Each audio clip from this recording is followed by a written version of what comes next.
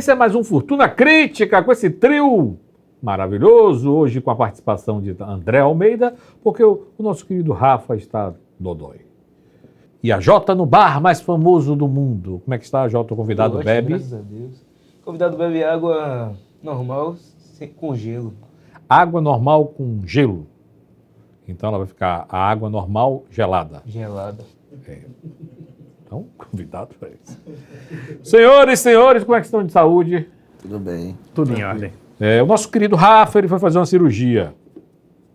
Essa cirurgia, vamos ver o resultado quando ele voltar, né? Sim. Hoje o nosso assunto é a saúde do homem. E a produção separou vídeos que mostram por que homens vivem menos. Vamos ver, vocês são ótimos, né? Vamos lá. Abraço, beijo, salve, vai pra quem? Como ficar solteiro. Pra minha namorada assim. que tá trabalhando, ainda bem, senão não ia jogar. Grazi, um abraço. Obrigado. Valeu. Oi? Não, não, Errou o nome da mulher. Eu errei o nome da...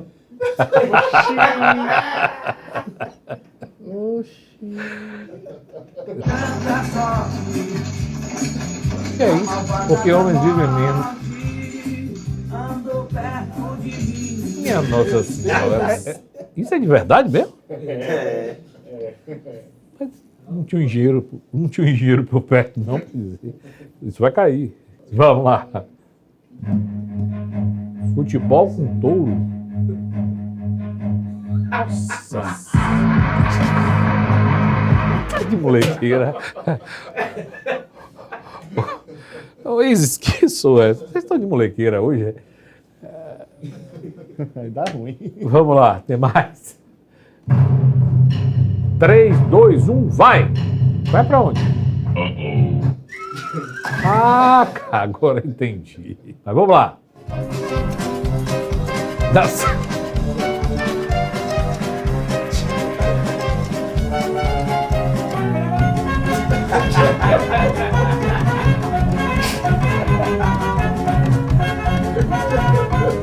Ah, tá de brincadeira, é sério. Deixa eu contar, aproveitando essa história, eu vi um vídeo no Instagram, até mostrei a Lu. O fotógrafo, ele tá vou pegar aí o gorila de costas prateadas, você não pode olhar para ele. Então o fotógrafo, rapaz, aí chega os gorilas lá, a mulher do cara, do gorila, a mulher do cara, do gorila. Aí vem e começa a alisar o cabelo do cara e tal, e o cara olhando para baixo, e o cara, o gorilão lá. Se você olhar, ele estraga. E o cara, e a bichinha lá mexendo com ele, aí fazendo carinho, e o cara com a máquina lá, só, meu Deus do céu, não cadê olhar? E o cara grandão, um negócio assim. Aí tanto fez, aí foram embora, aí ele foi, rapaz, o cara deve ter saído daí lavado, hein, velho? Deve ser. Vamos lá. Roda a vinheta!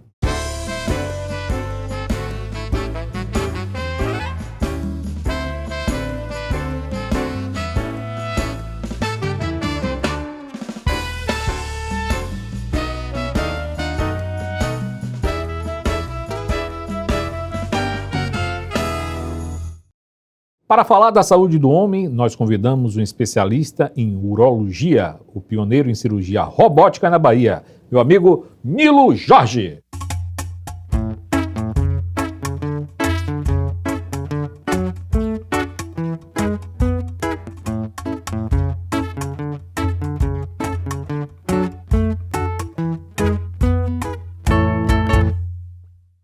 Obrigado, Nilo.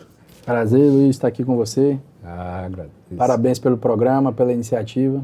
Tive a oportunidade de ver um pouquinho algumas entrevistas anteriores, gostei muito. Ah, viu? que legal. Parabéns. Eu acho que você é parente da Rosina, né?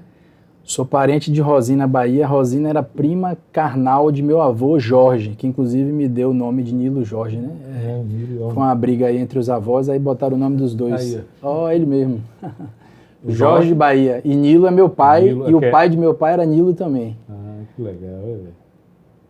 Jorge Bahia, que era cirurgião pediátrico, e meu pai é urologista. Aí eu carrego a genética forte aí. No nome não tinha nem como não ser médico, né? Eu pro lado, pro outro. O Jorge, ele era? Cirurgião infantil, foi pioneiro aqui na Bahia, cirurgia pediátrica, né? Fazia tudo que é tipo de cirurgia pediátrica que você imaginar. Na época dele, chegou a ser diretor do Martagão Gesteira. Sim. Até hoje em dia, o Centro Cirúrgico tem o nome dele.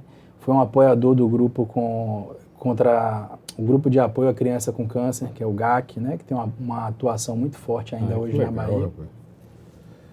E a Jota temos o quê convidado? Água? Água, um café. Uma aguinha tá ótima aqui. É, Tá beleza. tinha que botar 2 gelos.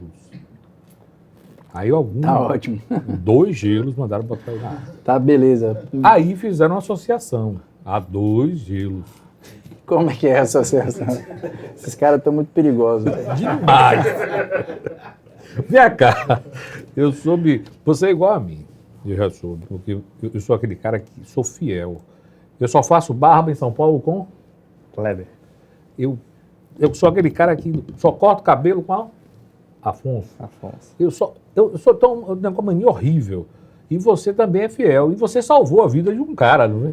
Quem foi? O seu barbeiro. É mesmo, como é que descobriram isso, rapaz? Vocês estão, essa rede de investigação aí tá Isis, boa. Chama Isis.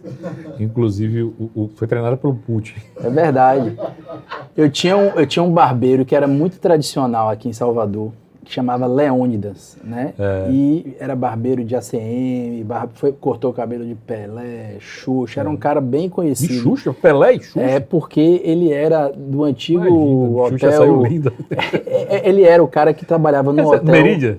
Meridian, e era o barbeiro que cortava o cabelo dos famosos. Ah, eu conhecia um que trabalhava com ele, que era Paulo. Aí, toda vez que eu ia nele, tinha esse outro barbeiro, que ficava ali brincando comigo e tal, me conhecia desde criança, foi quem fez meu primeiro corte. E aí depois Leônidas acabou falecendo, eu mudei de barbeiro, né? Saí de um pro outro, eu sou assim também. Sou um cara... você... E aí eu sempre brincava com esse outro barbeiro e falava, rapaz, agora eu já sou médico, urologista, vai me visitar, pra gente fazer um exame, né? Ver como é que estão as coisas. Ele, não, que nada, meu PSA, eu ia cortar o cabelo, ele mostrava o exame sempre normal, sempre normal. Aí um dia ele precisou pegar uma receita comigo, né? E médico é amigo, você fala, não, vai ali que eu lhe dou a receita. Aí ele foi. Aí quando ele chegou, ele falou, a receita tá aqui, tá pronta. Agora eu só dou depois você deitar ali para ele examinar. Não, rapaz, que não sei o que, eu não vou... Não, eu vou lhe examinar. Aí quando eu examinei, um tumor palpável, um tumor grande. Aí diagnostiquei, isso foi mais ou menos 2017, 2018. Aí operei, ficou curado. Urina normal, não tem problema nenhum. Voltou a namorar, que é o que todo mundo tem medo. É namorador retado, não sei se é que nem você, mas chega junto. E ainda é torcedor do Bahia, que nem eu. Então continua assistindo o Bahia firme e forte, curado já há mais de 4, 5 anos. Tá jogando bola. Um abraço para ele aí, se estiver me ouvindo. Tá ouvindo? Torcedor do Bahia, firme e forte. Torcedor do Vitória.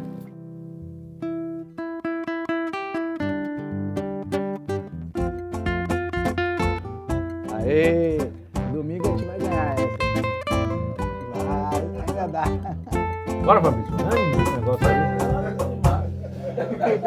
Hoje eu atendi um jogador do Vitória, não posso revelar o nome, mas cheguei e falei, rapaz, Botou pra quebrar. É hoje que eu vou lhe acabar aqui. Domingo você não vai conseguir nem andar. Torceu o negócio lá. Ô, doutor, pera aí, rapaz. Não, rapaz, você jogou muita bola aí nesses barris. Você vai se lascar. Você sempre soube que... No caso, eu acho que sim. Você sempre soube que queria ser urologista por causa do seu pai, né? O cara falar que sempre soube que queria ser urologista é um negócio complicado, né? Você, eu sempre soube que eu queria ser pega-pinto a vida inteira. Né? Assim, ó. Ainda pode, fique tranquilo que essas perguntas que você faz é Isis. Então... Veja bem, tem aquele ditado que é até piegas, né? Que diz assim, uma coisa é você ensinar, outra coisa é o exemplo arrasta, né? Então, na verdade, a urologia, a gente brinca que é pegar pinto e tal, mas ela é uma especialidade muito... Dá uma pegada de leve. Hoje a gente pega com o robô de longe, assim, ó. Quando der intervalo eu vou lhe falar uma piada de urologista. Mas é uma especialidade com índice de cura e de resolução dos problemas muito altos. Sim. Então a maioria dos cânceres da urologia cura. Sim. O cara chega morrendo de dor por causa de uma pedra no rim, você vai lá e tira, o cara fica seu fã. Então é uma especialidade muito resolutiva. Sim. E eu cresci com um exemplo dentro de casa, né? Meu pai, que é um urologista tradicional, se chama Nilo Leão também, foi pioneiro, é professor da Universidade Federal. Eu sempre cresci admirando muito o trabalho dele, vendo ele ser reconhecido, e aquilo de uma certa forma me inspirou, né? Então, eu sempre soube que eu queria ser médico. Aí dentro da faculdade de medicina eu fui me interessando pela urologia. É uma especialidade muito ligada à tecnologia, a coisas modernas, laser, robô e tal. Então isso tudo foi me animando. E aí, desde cedo na faculdade, eu já tinha um direcionamento e sabia que queria seguir essa linha, né? O meu urologista, você deve conhecer o Dr. Juncal. Conheço. O pai. O velho Juncal. Foi meu professor, uma pessoa legal, conheço há muito tempo. Ele é muito gente boa. Eu quebrei o 5º metatarso, fui dar uma corridinha, quebrei o 5º metatarso. E aí fui no Dr. Juncal. Ele, o que foi isso, rapaz? Eu, não, fui dar uma corrida na ladeira da Barra, quebrei o 5º metatarso. Aí quando ele acabou, ele foi prescrever. A primeira coisa que ele prescreveu foi: depois dos 50 não corre, anda. Aí eu falei, tá certo, doutor Juncal. Mas não, hoje as coisas estão mudando, hoje a gente está mais para frente, dá para correr com 50, com 60. Dá. Deixar a testosterona boa em dia. Esse é um assunto. Queimar a barriga. É. Verdade. Os homens ainda têm preconceito para procurar um urologista? Tem preconceito, mas é notável que isso vem diminuindo com o tempo, né? A verdade é aquela questão, a educação, né? O conhecimento é quem faz esse preconceito ser quebrado. Há muito tempo existe a campanha do Novembro Azul, que todo mundo acha que foi feita para o homem tomar a dedada, mas na verdade não é nada disso. O Novembro Azul é um momento de você lembrar que o homem precisa se cuidar como um todo.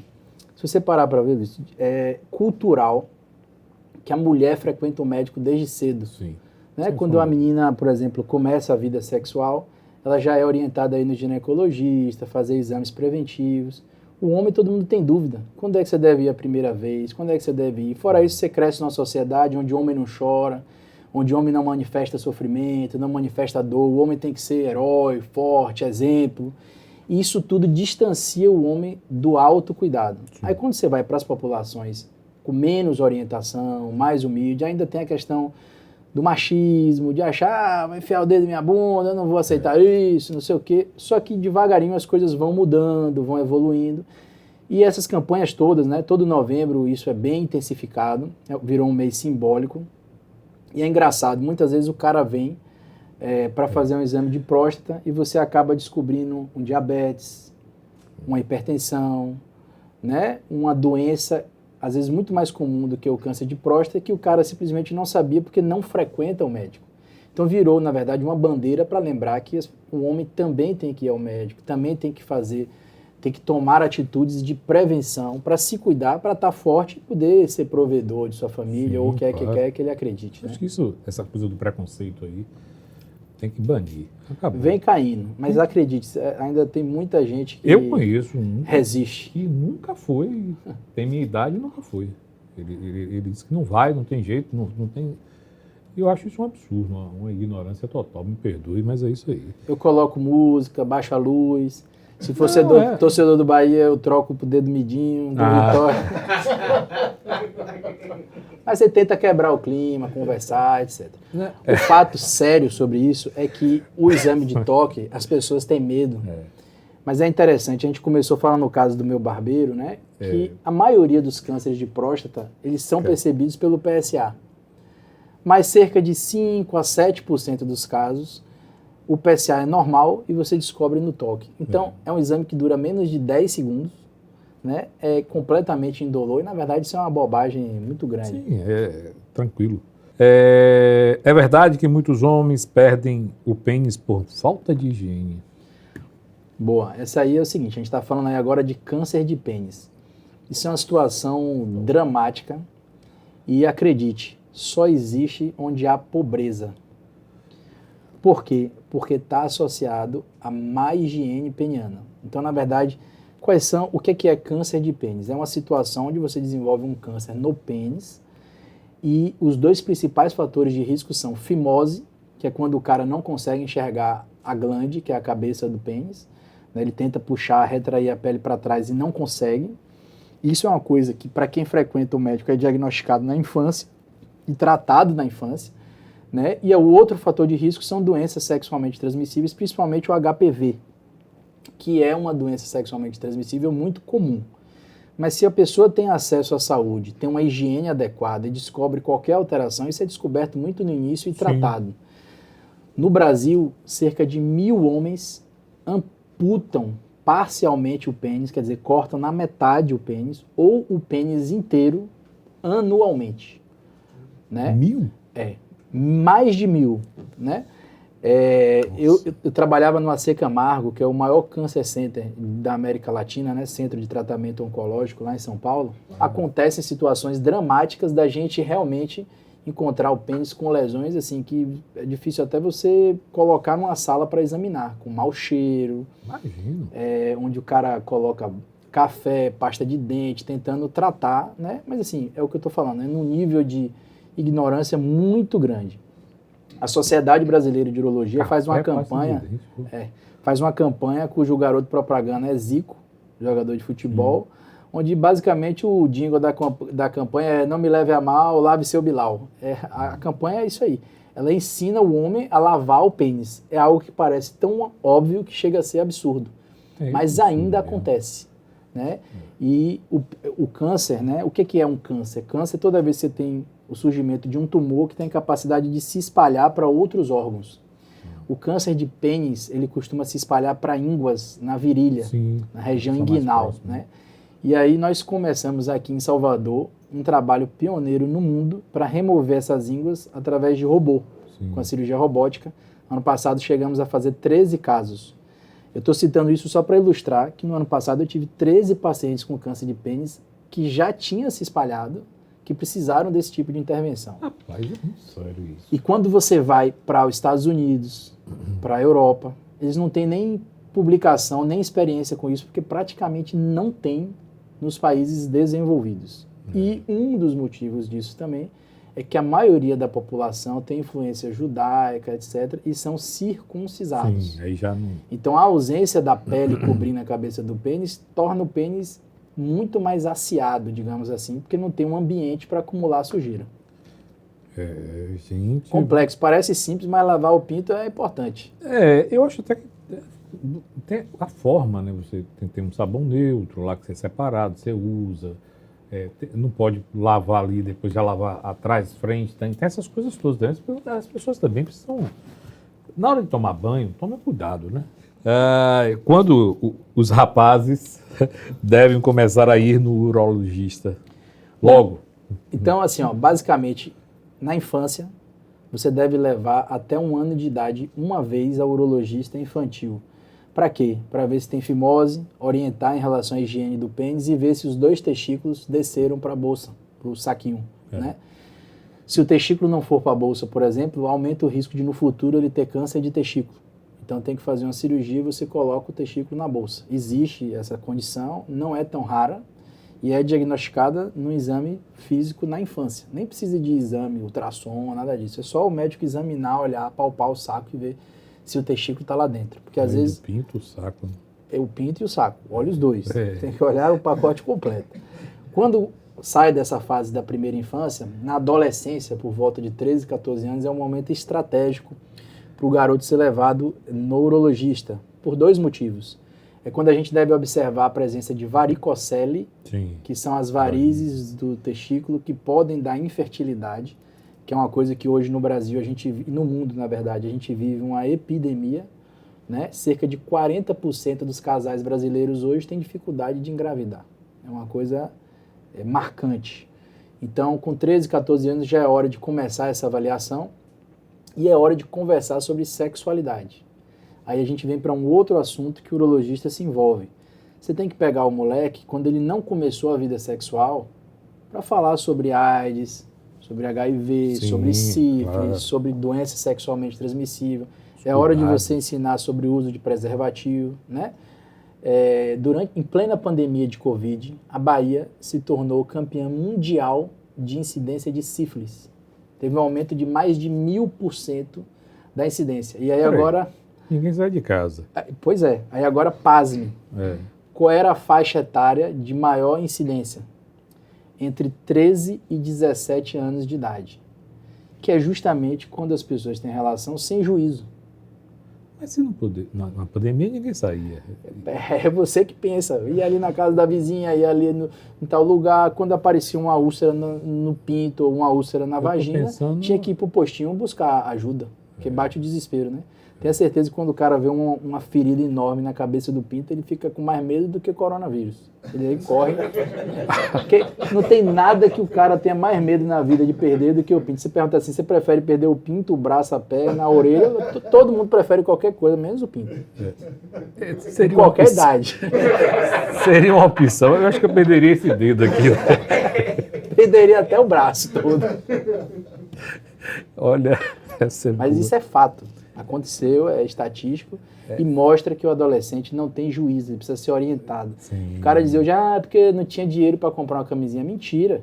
Todo posto de saúde pública dá a camisinha gratuitamente. Porque não tem orientação, vergonha na cara, não tem medo.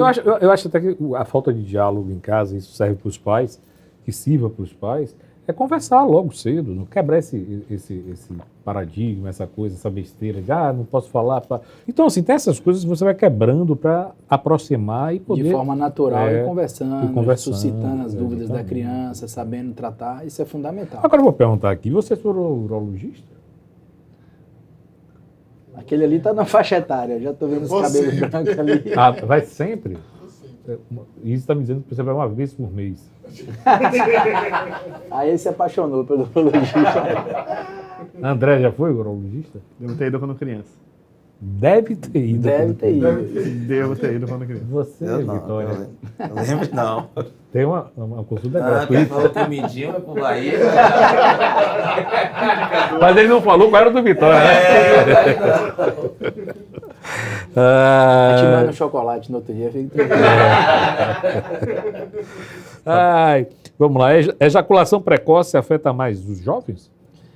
Afeta mais os jovens, mas é uma pergunta interessante porque afeta todas as idades. Né? Ejaculação precoce, a primeira coisa é saber que é muito comum. A segunda é saber que é muito difícil você definir o que é ejaculação precoce. Eu vou te fazer uma pergunta aqui. Você jogar no Google aí, qual o tempo médio do orgasmo do homem? Ou seja, em quanto tempo o brasileiro, em média, depois que inicia uma relação, tem orgasmo? Você tem noção? Tempo médio do brasileiro? Bota aí no Google aí. Não, bota não, deixa bota que eu aí falo. no Google. 5 minutos e meio. Pra ter um orgasmo? Então, aí tem gente que fala assim, isso é muito rápido. Eu sou retado, eu namoro 35 minutos, 40. Isso é muito relativo. Se o cara, por exemplo, tem uma relação muito boa com a parceira, chega lá, faz bastante preliminar, os dois têm sintonia, e em 3, 4 minutos os dois têm orgasmo, o que é que tem errado nisso? Tá todo mundo feliz. Um recorde, uma medalha. Agora, se o cara... Mas essa é que é a questão. A maioria, acredite que eu vou lhe falar, a maioria dos homens não sabe transar, não sabe ter relação. O que você quer dizer isso? O cara tá lá, chega... Agora eu fiquei curioso. Chega cansado, só quer chegar lá, meter, acabou e saiu. Isso é uma merda pra mulher, desculpa o palavreado, mas... É uma merda mesmo. Aí você vai pesquisar, conversar com as sexólogas, né? Eu já participei de alguns bate-papos. Tem uma aqui que conversou com a gente aqui, doutora... Hoje a gente tem algumas... Milena Brandão. Eu sei quem é, muito boa. A gente tem Mayara Magalhães, que era até repórter da Record, que trabalhou comigo um tempo. Tem Patrícia, tem Rita Batista, que tinha até um programa de rádio. O fato a gente tem que pegar esse paciente, conversar sobre, ensinar ele como ter relação sexual. Como assim? Você tem que chegar, acredite, isso é praxe no consultório aí, no mínimo 3, 4 vezes por semana. Meu amigo, você tem que fazer sexo oral em sua esposa, você tem que estimular. 30, 40% das mulheres chegam a 50 anos de idade sem nunca ter tido um orgasmo. É muito comum. Por quê? Porque os homens não sabem proporcionar um orgasmo para a mulher. E aí entram vários fatores. Ansiedade, preocupação. Então o cara às vezes está com uma parceira nova, está ansioso, tem um orgasmo precocemente. Ou o cara está com uma parceira antiga, já não tem paciência de fazer mais nada, tem um orgasmo precocemente. Então, a primeira coisa que é muito comum, entender que é comum, quem está passando por isso, saber que isso não é uma coisa, só você, não, é muito mais comum do que imagina. Segundo, é que existem várias medicações extremamente eficazes para postergar o orgasmo. Porém, antes da medicação, o que mais tem eficácia são as medidas comportamentais. Sim. Por exemplo, A cabecinha aí. um cara jovem, a nossa orientação é: se masturbe. Você sabe que vai sair com sua namorada hoje de noite? Chegue lá sozinho. Masturbação é autoconhecimento. Quando você estiver se masturbando, perceba seu limite. Saiba entender quando você está perto do orgasmo, para quando depois você sair do treino, você for pro jogo, você saber como você se Pinta até as comportar. unhas, né? Entendeu? Então, você tem que conhecer seu corpo, né? Você percebe. Então, qual é a estratégia? O cara tá lá no meio de uma relação, ele sabe que aquela posição ali com a parceira dele é como ele tem um orgasmo mais rápido. Não vai começar por ela, deixa ela pro final. Se você bater uma punheta antes, quando você for ter uma relação, Não tem. seguramente vai demorar mais. Porque você tem... Pior é se jogar uma macumba. Você tem uma história aí de macumba. Essa daí é brava. Essa é Você direita. tem uma história de macumba que o cara não tinha jeito de fazer o negócio. Rapaz. Mas essa história é real. Verídica, real, né? Verídica. É. Aí é pra mostrar a força da cabeça, na minha opinião, tem que sem ser. querer desmerecer quem faz macumba, que tem o seu poder, não é isso. Olha lá. Mas isso mostra a força da cabeça. Vai que faz um ano na hora de passar o programa, você... Não, Deus é mais. Eu peguei um paciente no ano passado que tinha tido um divórcio meio traumático, Sim. né? E a esposa não queria se divorciar. E aí, na hora H que ele levou adiante o divórcio, o cara com 50 anos, atleta, super saudável, sem nenhuma doença, não usava nenhuma medicação, ela chegou e falou: a partir de hoje, seu pinto não subirá mais. É isso? Assim, puro e simples. E aí o cara se Tão separou, bom do pinto não subir. o cara aí se separou, arrumou outra namorada e tal, foi lá, nada. E compra o Viagra, e compra o Cialis, e compra o Eleva, tudo medicação moderna, O coração, bum. nada, bum. nada. Ele aí me procurou. Provavelmente. Tonilo, vim aqui porque eu quero botar uma prótese de pênis. Falei: mas rapaz, você não é diabético, você não é hipertenso, você não tem infarto, você não tem nada que justifique. Não, mas acontece que eu não tenho mais ereção. Eu tô com uma novinha aí de 30 anos, menina linda, aí pegou o celular, mostrou, falei: é bonita mesmo, com todo respeito. Aí ele falou assim: cheguei... Doutor, licença que eu vou aqui. Aí falou: mas não vai, não funciona. Eu falei: mas você já tomou esse... Já. Tomou a dose máxima? Tomei. Não funciona. Na impotência sexual, tem 3 linhas de tratamento. Primeiro são os comprimidos, que a gente chama de primeira linha, que é a linha oral, né, que é extremamente comum, todo mundo tem acesso, não tem controle nas farmácias, enfim. Quando falha, você O vai... Viagra você compra... Compra de livre acesso. Depois vamos desmistificar um pouco o Viagra, que tem muito mito sobre coração, etc. Não é bem assim. Um amigo meu disse que inchou só os olhos. Ele tomou e ficou com o olho desse tamanho. Os olhos dele ou de quem estava? Dele. Essa pediu. Não, dele. Enfim, aí quando a primeira linha falha, eles vão para a segunda linha, que é a injeção.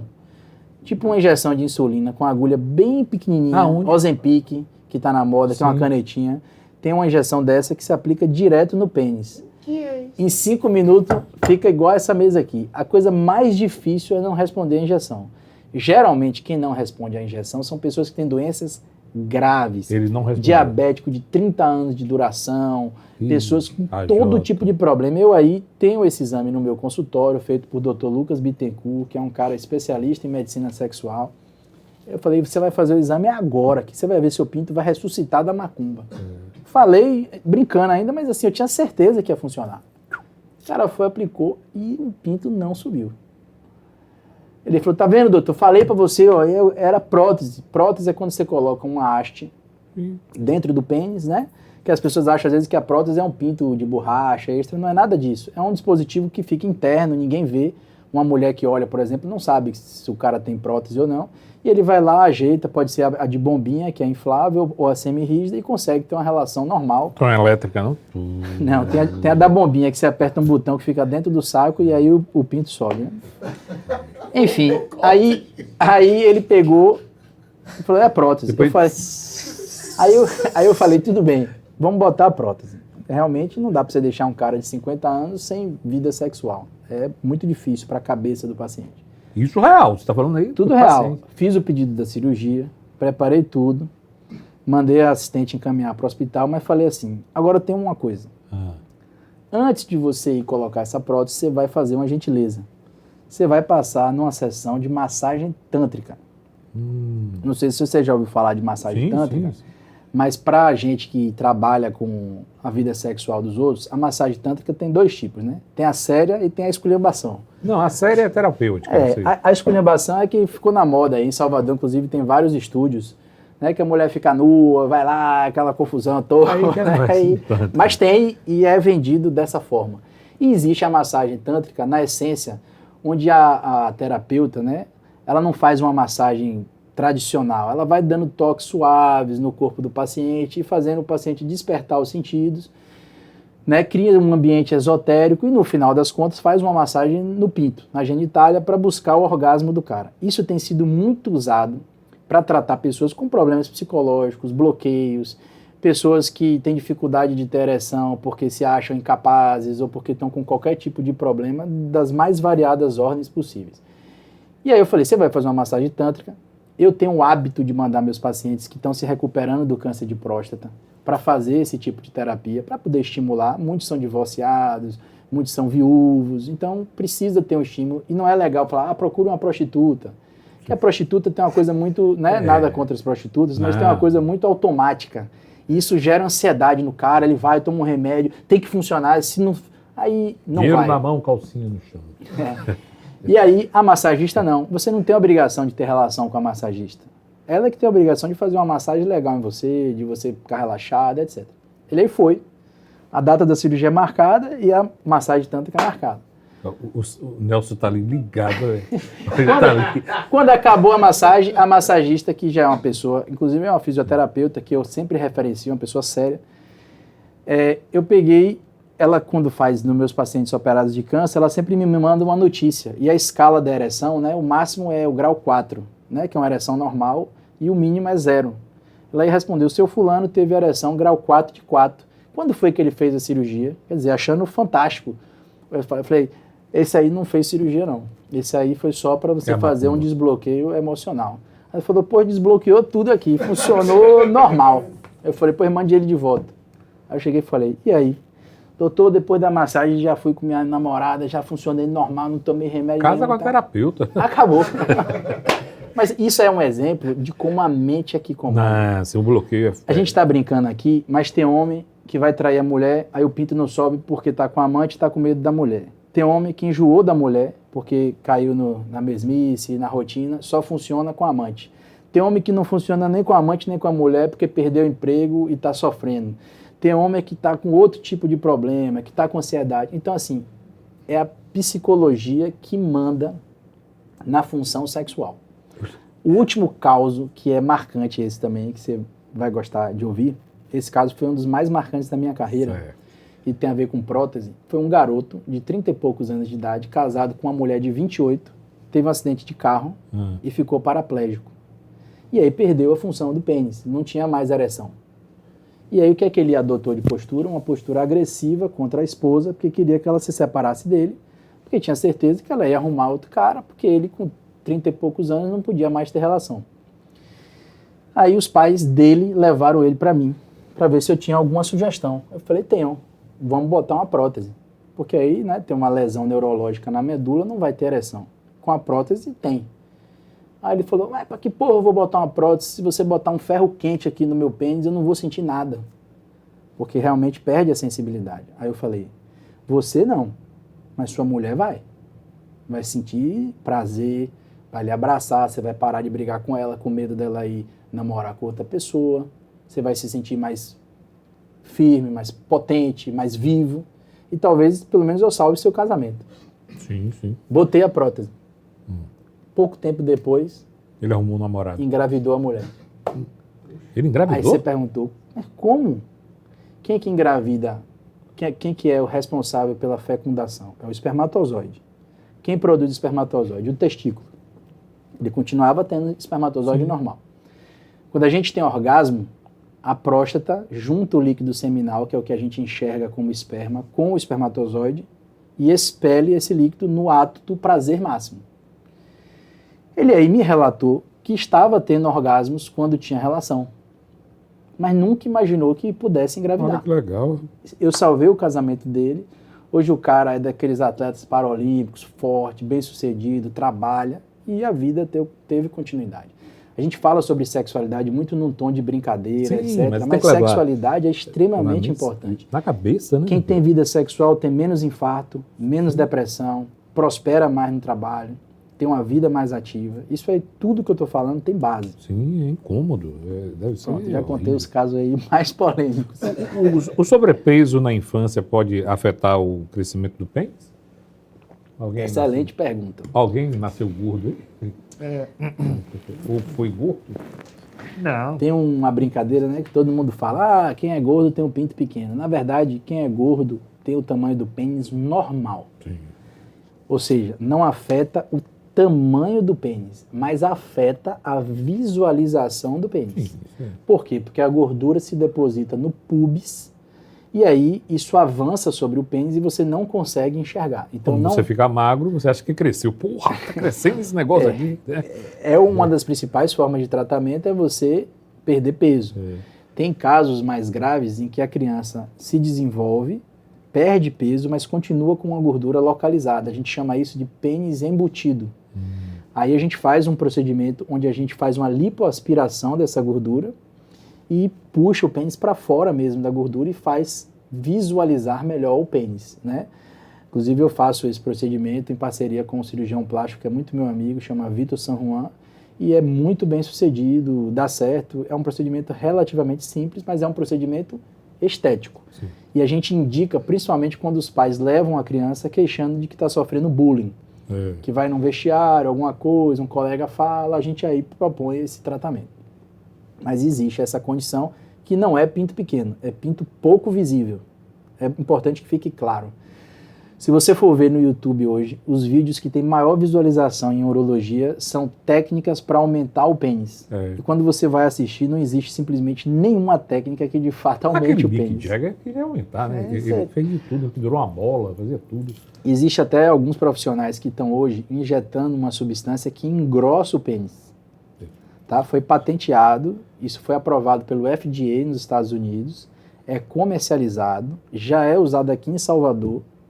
Eu já tive que retirar uns 3 ou 4 colocados por outros colegas que tiveram complicações. Para engrossar o pênis. Para engrossar o pênis. Aí você pergunta, existe uma doença que o pinto é fino? Me desculpe a honestidade, mas existe. A mental. Sim. Tá? Porque essa preocupação com o tamanho do pênis, com o volume do pênis, Eu até perguntei isso logo. é muito da cabeça da pessoa. Né? Quem engrossa o pênis hoje com essa substância, que eu vou até falar, chama urofil, que é divulgada amplamente, é o ácido hialurônico, é porque quer botar uma sunga e ver o volume. Pelo amor de Deus. Se você vir as fotos, como é que fica horrível. O fato é, existe essa busca por procedimentos estéticos e é preciso a gente ter cuidado, né? A gente vive uma era aí de banalização dos procedimentos estéticos. A gente recebe todo dia no WhatsApp esses vídeos. Vem aqui, cuidar do seu amigo, engrossar seu pinto, fazer não sei o quê.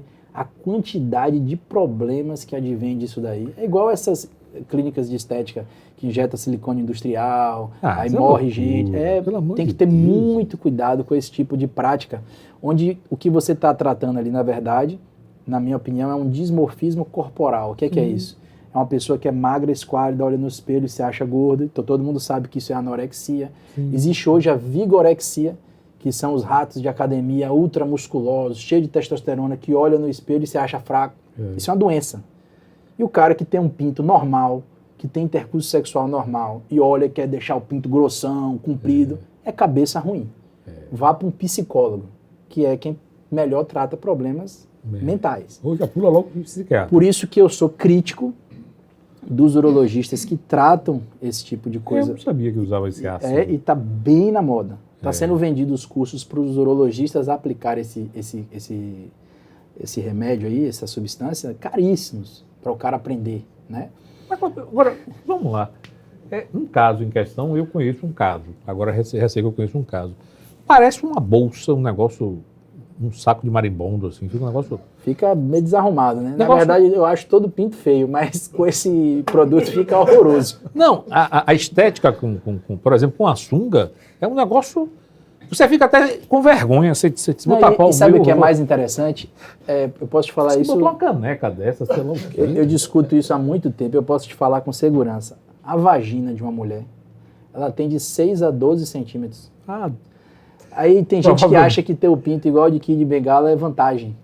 Não é vantagem. Muitas vezes aquilo é doloroso para a mulher, aquilo faz mal. O que é vantagem é o cara ser carinhoso, saber fazer preliminar e na hora do intercurso nada ter a ver uma com o relação tamanho, boa. pelo amor de Deus, gente. Isso é muito comum e eu lhe digo, das pessoas que procuram o urologista porque acham o pinto pequeno, se algum tiver razão é 0,01%. A maioria não tem nada a ver. Você não tem, Fabrício? Fique tranquilo. Não é nada, não é micropênis, como falaram, não. Falou que era micropênis, não. Cara, o uso constante de Micropênis remédio... existe, mas é raro, é raríssimo, raríssimo. muito raro.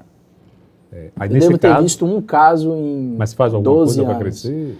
Se você diagnostica na infância, pequeno, Consegue. você faz uso de hormônio, você coloca hormônio tópico, você faz cirurgia, mas é uma situação gravíssima e raríssima. Raríssima. Eu devo ter visto um caso em toda a minha carreira. Olha que negócio. O uso constante de remédios para ereção pode deixar sequelas? Essa é uma pergunta bem recorrente, né? Hoje a gente tem dezenas de opções para remédios de ereção. E é o que eu te falei, que a gente tinha que quebrar alguns mitos, né? Então todo mundo acha que usar Viagra vai morrer do coração, vai ter uma batedeira e tal. Não existe isso. Isso é mito. É mito ou verdade? Mito. O que é verdade? Todos os remédios para ereção têm os mesmos riscos. Tadalafila, que é o Cialis, sildenafila, que é o Viagra, Udenafila, que é o Eleva, são o quê? Vasodilatadores. Tudo é fila. Que permitem chegar mais sangue no pênis. Quem que não pode usar esse remédio? É quem usa vasodilatador coronariano, do coração. Quem é o vasodilatador coronariano? É o Isordil, é o mais famoso. Não sei se você já ouviu falar, mas teve uma época que o pessoal falava assim, tem que andar com Isordil na carteira, que se tiver uma dor no peito, bota debaixo da língua que salva. Há muito tempo atrás se falava isso. Na verdade, o vasodilatador coronariano já dilata os vasos. Se você vai tomar um remédio que dilata os vasos mais ainda para ter ereção, aí para de chegar sangue no coração e o paciente infarta. Mas o que não pode é a sobreposição dos remédios. Mas vamos dar um exemplo. Um cara de 60 anos de idade que só tem hipertensão, usa losartana para pressão arterial, quer usar um remédio para ereção, não tem problema nenhum. Viagra, Cialis, Eleva, não muda nada. A pergunta foi, o uso desses remédios gera dependência? Gera emocional. Sequelas, né? Sequela, dependência. Sequela, não existe nenhuma sequela relatada. Você só não pode usar nessa situação que eu falei de quem tem coronariopatia e usa Isordil. E dependência, que é uma pergunta mais comum, gera emocional. É o cara que começa a usar para melhorar o desempenho e ele começa a achar que toda vez que ele for ter relação, se ele não usar, não vai funcionar. Aí começa a virar verdade. Né? Assim como tem gente que é solteiro, vai para balada, se não tomar uma, não consegue chegar numa menina. Aí começa a virar uma dependência. Ele precisa do álcool para apresentar um trabalho, para falar em público, para chegar numa mulher. Aí vai virando uma dependência. Então, na verdade, há um abuso das medicações, porque justamente não há controle na venda. Fora isso, esses remédios para ereção, como eles dilatam os vasos, o pessoal da academia usa muito, porque faz as veias aparecerem, parecer mais forte, etc. Então há uma banalização do uso das medicações, mas a rigor não há uma incidência de sequela ou alguma coisa do tipo. Tem efeitos colaterais como dor de cabeça, pode ter dor muscular, e aí algumas pessoas têm uma tolerância menor. Mas são remédios muito úteis e ajudam em ejaculação precoce, impotência. Às vezes o cara é muito ansioso, você quer que ele tenha um desempenho melhor, você associa um remédio desse para ele se sentir mais seguro. Então tem muitos benefícios também. É sempre com a consulta. Com certeza.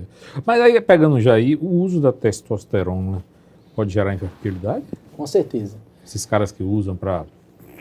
Então, a testosterona hoje, né, a gente vive uma verdadeira epidemia do uso de testosterona.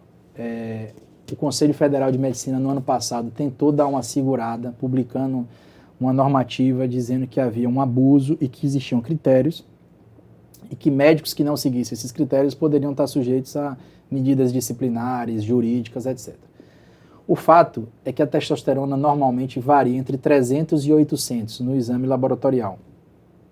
E muitas vezes o homem tem a testosterona de 300, 350, 400 e não sente nada. Tem um desempenho sexual normal, tem boa disposição para trabalhar, fazer exercício físico. Só que há um número muito grande de profissionais que se dizem moduladores hormonais. Sim. Aí entra naquele caso do ácido. Né? E aí eles pegam pessoas com testosterona normal e arrocham testosterona no paciente. E aí você sai dos níveis fisiológicos entre 300 e 800 e começa a ter gente trabalhando com testosterona de 2.000, 2.500. Aí o cara realmente vira um Hulk. Fica muito forte, tem um desempenho sexual anômalo, né? Quer ter relação 5, 6, 7, 8, 10 vezes por dia. Fica uma coisa anormal.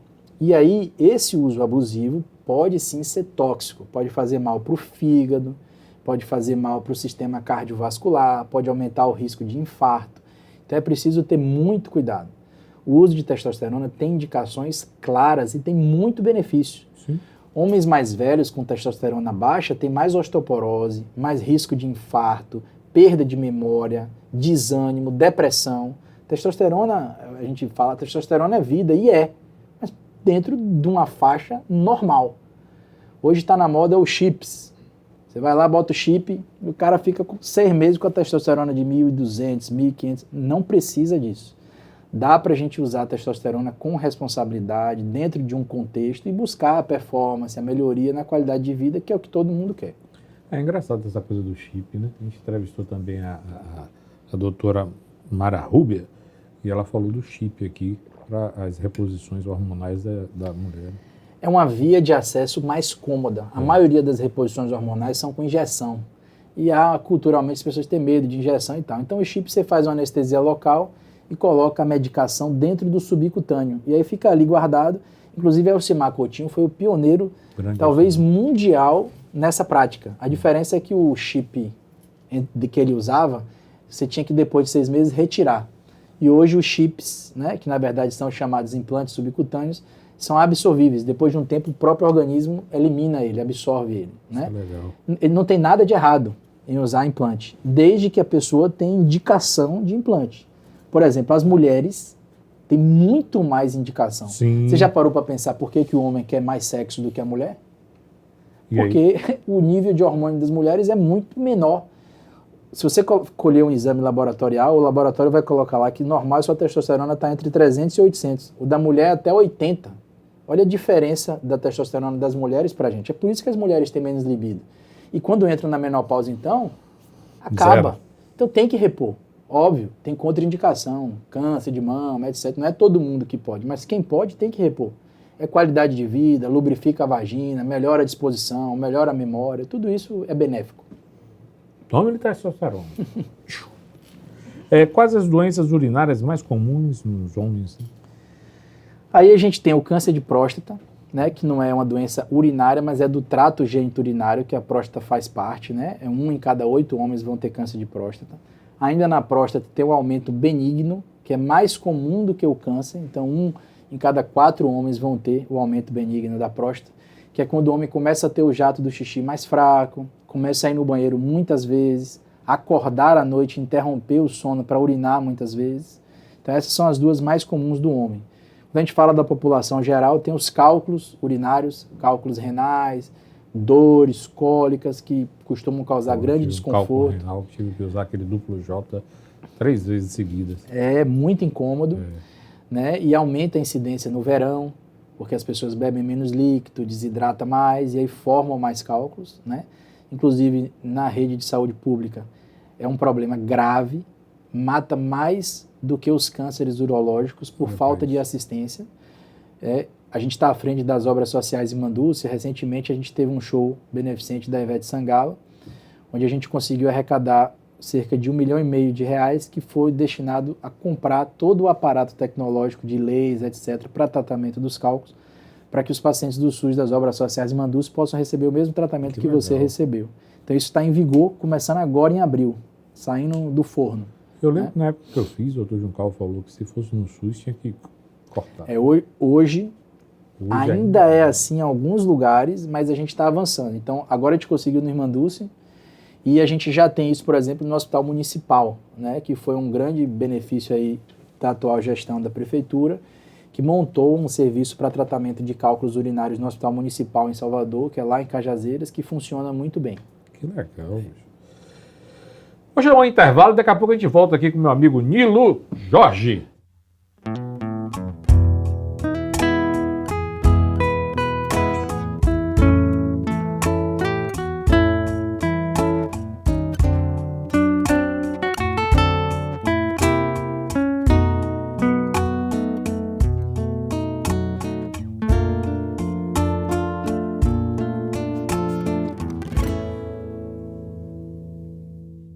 O Fortuna Crítica continua, mas antes, curta o vídeo, se inscreva no canal e compartilhe o nosso conteúdo.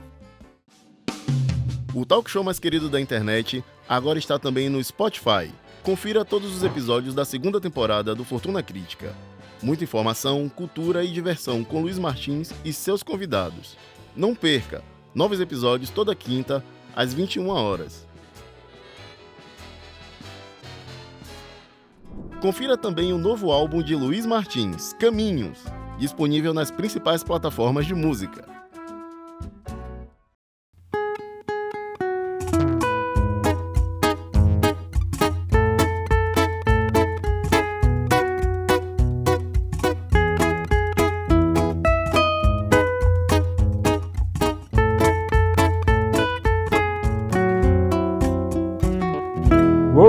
Estamos de volta com o Dr. Nilo Jorge e aqui o trio. Todos vocês ganharam um vale para ir ao consultório. Tá, com certeza, all inclusive. All inclusive, né? Doutor, e aí? Muitos homens não querem ter filhos. Quando é que é possível realizar a vasectomia? Eu realizei com o Dr. Juncal. Foi até engraçado, porque eu estava com duplo J. Aí eu falei, Dr. Juncal, como o senhor for tirar o duplo J, vai lá. Aproveitar a oportunidade. Só que ele tirou, eu dormindo, fez a vasectomia, botou outro. Quando eu saí, ele falou, eu fiz a vasectomia, mas tive que botar outro duplo J, porque o cálculo ainda está... Mas doutor, porra, aquele negócio, aquele... É chato. É chatinho, aquele duplo J. Aí pronto, eu fiz, mas fiz na hora certa. E uma pergunta que ele me fez, ele falou assim, você tem quantos filhos? Eu falei, 2 filhas. Ele falou, filho morreu, não volta. Você não faz outro para voltar. Se 2 é suficiente, pronto. Acabou. Vasectomia é um tema polêmico, né? Eu, particularmente, gosto de ter filho, né? Tenho 3 meninas, sou pai de moça igual você. Eu vi Olha lá, meu time. Ali eu também só tenho mulher. Furacão, trovoada e ventania ali. Eu tenho 2, mas já tão grandes. Uma está fazendo medicina. Eu conversei com sua esposa, ela me contou. 3º ano. E a Lu é a diretora disso tudo aqui. Ela me contou. A que faz medicina vai passar conosco, né? A gente que ensina a urologia lá na Fax, eu e meu pai. Ah, que joia. Vai ser nossa aluna. Mas voltando para a vasectomia, né? Existe o que a lei preconiza, existe o que eu acredito e converso com o meu paciente, né? Então eu também fiz. Depois que eu tive a 3ª filha, né? A última, inclusive, a mulher estava de DIU e tal, então filho é bênção, eu só tenho gratidão, mas a programação hoje para o mundo moderno, mais de 3 filhos, está pesado. Então, o que a lei diz? Hoje, a lei, bem mais flexível, ela diz que o homem com mais de 30 anos pode escolher. Então, se ele tem mais de 30 anos e não tem filhos, ele tem o direito a fazer uma vasectomia. Agora, se você me perguntar quantos homens eu já operei sem filhos, 0. E, inclusive, quando vem com um filho, eu tento dissuadir, apesar de ser direito dele.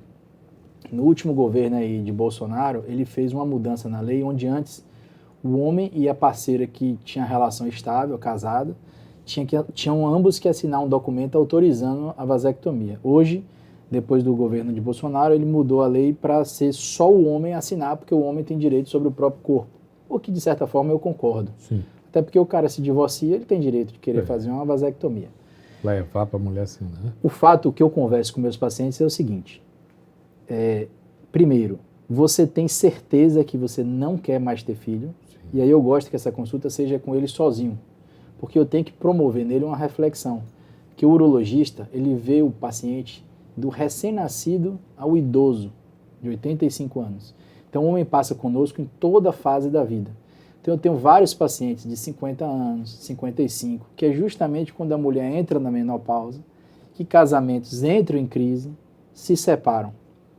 Quando um cara se separa com 50 anos e casa de novo, normalmente a mulher é mais nova. Não adianta ter demagogia e hipocrisia. Essa é a regra, é o que a gente vê. Mas não necessariamente precisa ter filho. Aí é que está a questão. Muitas mulheres mais novas, com 30, 34, 35, não têm filho. E ela enxerga que ter um filho com aquele cara é uma prova de amor, convence. Aí, meu amigo, isso aí eu vejo todo dia. Passa no pet shop. E aí ele quer reverter a vasectomia, que já fez. E se a vasectomia tiver mais de 10 anos que foi feita, torna-se muito difícil fazer. Acho que é 1%, né? Na verdade, até 10 anos, 40% a 50% de sucesso na reversão. A partir daí, despenca o percentual. Se passar de 20 anos que fez a vasectomia, por exemplo, de 30 a 50 anos, torna-se quase impossível de forma natural. Aí tem as técnicas por fertilização in vitro, onde você pode ir no testículo do homem, aspirar o espermatozoide com agulha e fazer a inseminação. Na mesma hora que você está tratando com carinho, você vai com violência. Né? Aí é um tratamento caro, que custa 30, 35 mil reais. Vai ficar sem o filho. Então, a gente tem que falar para o cara, reflita. Você consegue se pensar daqui a anos, se você vai estar com sua parceira? Se você não tiver, será que você teria outro filho? Pense direitinho. Só tem um filho. E aí, o menino? E a menininha? E sua mulher? Minha mulher quer, mas eu não quero. Eu aí já falo, peraí. Converse com sua mulher. Você é bem casado? Então vai conversar com sua mulher, reflita. Eu sou bem ponderado na indicação, porque é uma cirurgia muito fácil de fazer. Mas depois você tem que lidar com os resultados e com as consequências disso. Eu já tive casos dramáticos, como uma grande amiga que fez uma vasectomia para o esposo no Rio de Janeiro. Eles aí foram transferidos para cá. Infelizmente, um dos filhinhos dele teve uma leucemia raríssima e faleceu. Eles aí ficaram com um filhinho só. E eu reverti a vasectomia dele recentemente para eles tentarem ter um segundo. Então é importante esse tipo de reflexão para você ponderar bem. Com uma certa idade, eu acho que você já... eu acho que você está falando aí de um caso entre 30, 40... Acima de 40, mulher com mais de 40 engravidar, os riscos são muito grandes. Eu sou a favor de fazer também. É um método extremamente seguro, simples. E até para ela é melhor. Libera a mulher de usar hormônio totalmente, DIU, tudo isso. É muito benéfico. Peraí, senão vai esfriar. Música para o café, por favor.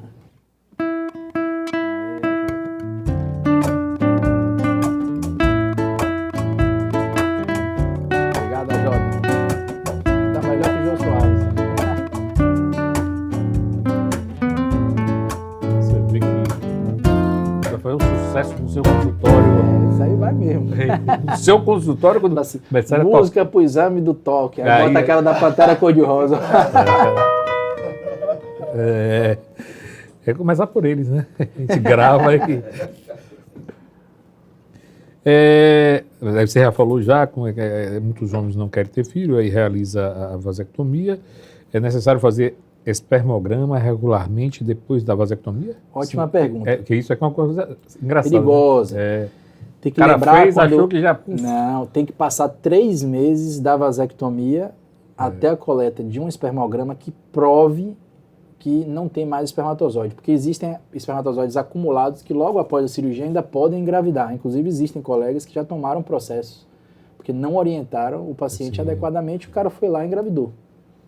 Então é uma coisa perigosa. Logo após a vasectomia, isso é orientado por escrito, ele tem que passar 3 meses, coletar um exame sobre masturbação, mostrar que não tem mais espermatozoide e aí ele é liberado e não precisa mais fazer exame controle.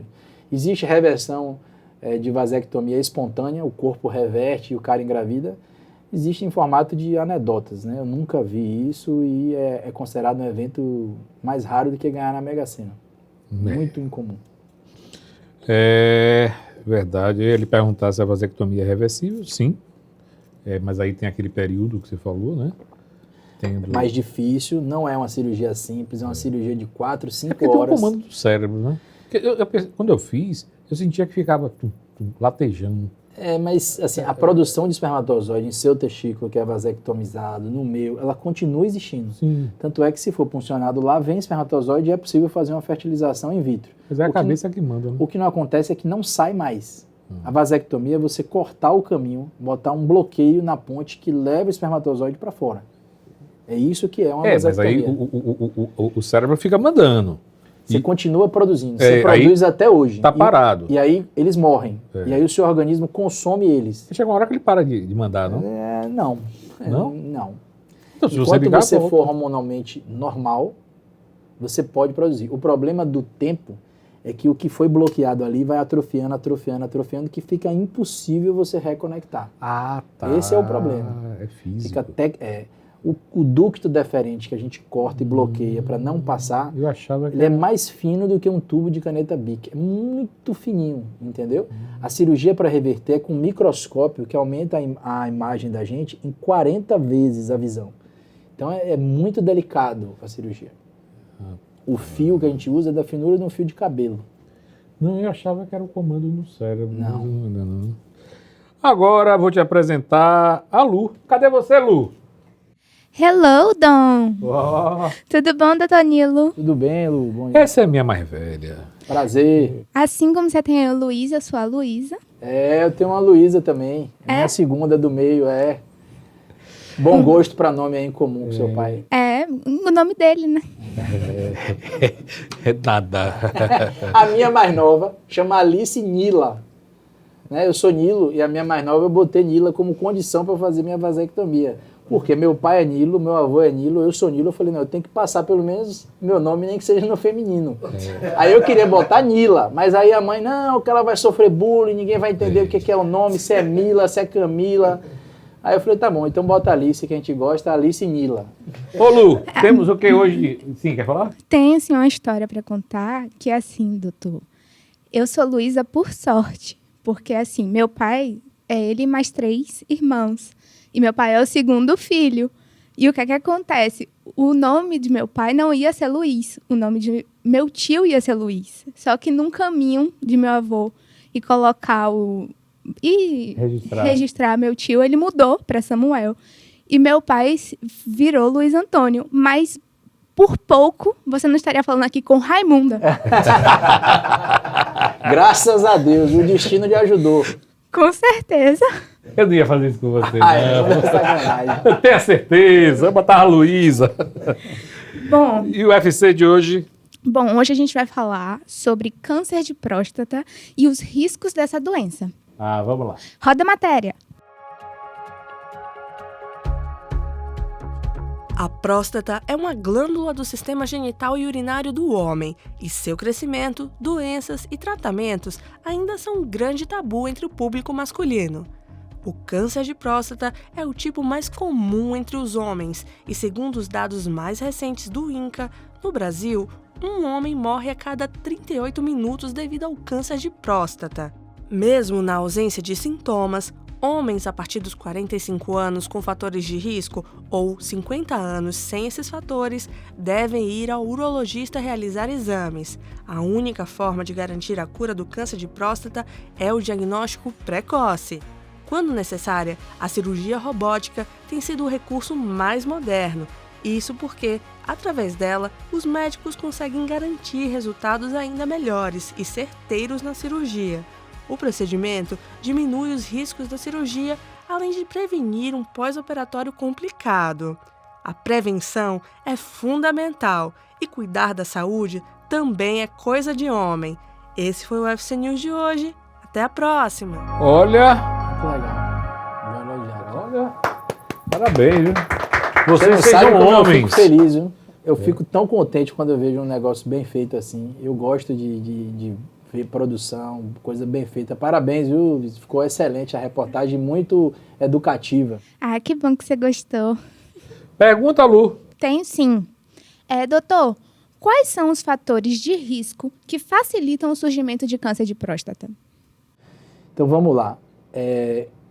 assim como qualquer câncer, sedentarismo e maus hábitos de vida são os principais fatores de risco. Então, alimentação rica em gordura trans, gordura saturada, alimentos industrializados, associado ao hábito à falta de hábito de exercício físico, comprovadamente estão associados a um maior surgimento do câncer. Esses fatores que eu citei são os fatores chamados modificáveis. Você consegue atuar para prevenir. Agora, existem os fatores que são imutáveis, que a gente não consegue interferir, que são o quê? A idade. Então, quanto mais velho vai ficando o paciente, maior o risco de todos os cânceres, inclusive câncer de próstata, que acontece principalmente entre 60 e 70 anos, e a etnia negra e a história na família. Então, é muito importante a gente falar isso aqui em Salvador, né? Que é uma das cidades mais negras fora da África, porque o negro ele tem não só mais câncer de próstata, mas comprovadamente os cânceres nos negros são mais fatais, mais agressivos. Então requer um nível de atenção com essa população maior, que está dentro do que você colocou muito bem na matéria, que é a partir dos 45 anos. Então quem for negro ou tiver história em parentes de primeiro grau, ou seja, pai e irmãos de câncer de próstata, devem começar isso que a gente chama de política de rastreio aos 45 anos. O resto da população a partir dos 50 anos de idade. E o rastreio é feito com toque e o PSA, né, que são exames que a gente chama de exames de rotina. Sim, sim. Ok, Lu. Ok. Eu mandei um direct para você, o seu Barcelona tá gastando muito, viu? Mas Você viu pode, a né? folha? É um time campeão.